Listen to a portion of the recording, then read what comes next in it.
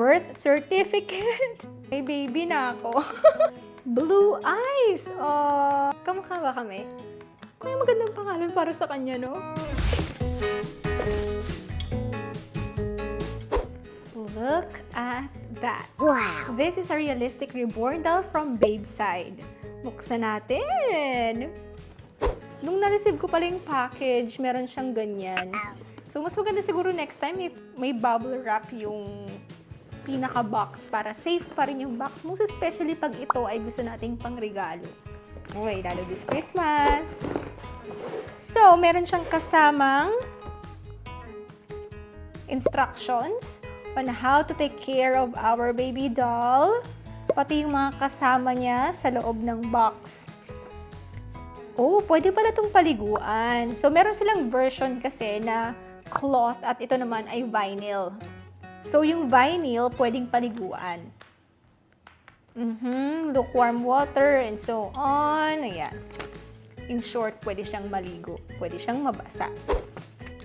And meron din siyang kasamang reborn nursery tips for every collector.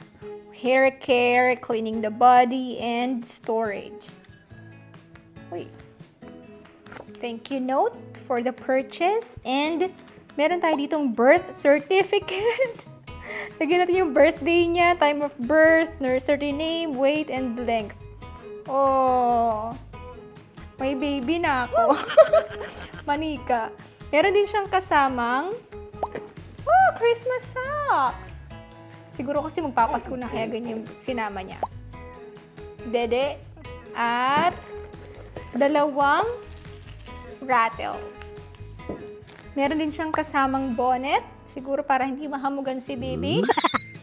At diaper. Paglalabas para hindi magsabi-sabi ng mami, uwiwi ako.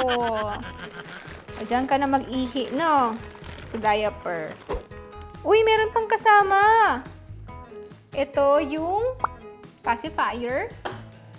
And, tag para sa wrist. Para kuwari, bagong panganak talaga, no?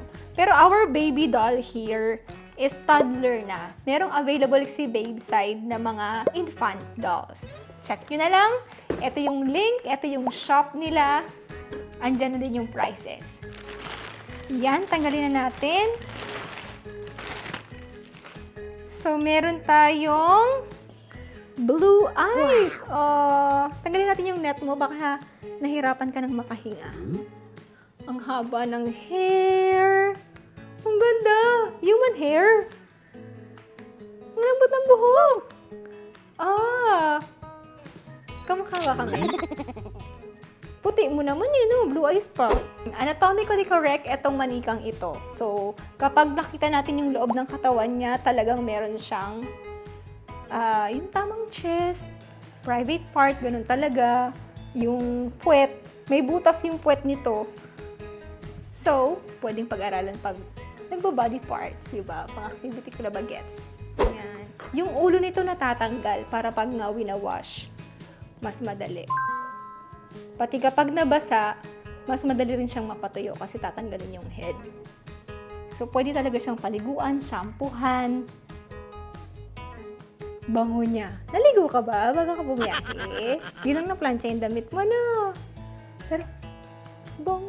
Wow! Ano kaya magandang pangalan para sa kanya, no? Comment down below. Tulog ka na. I have a baby. I have a baby. As a toddler na.